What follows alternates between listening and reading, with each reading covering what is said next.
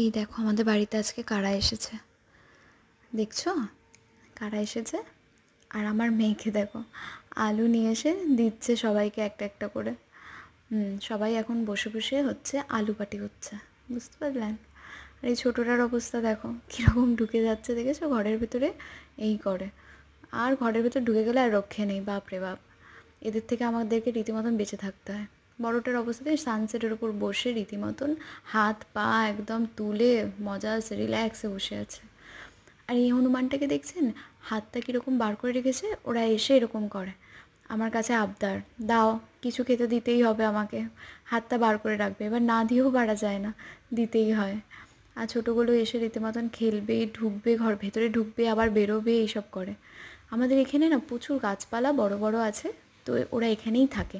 আর মাঝে মাঝেই সব দল বেঁধে চলে আসে, প্রায় 20-25টাও মাঝে মাঝে আসে, এসে আমাদের এই আম গাছগুলোর মধ্যে খেলা করে। দেখলেন? ভালো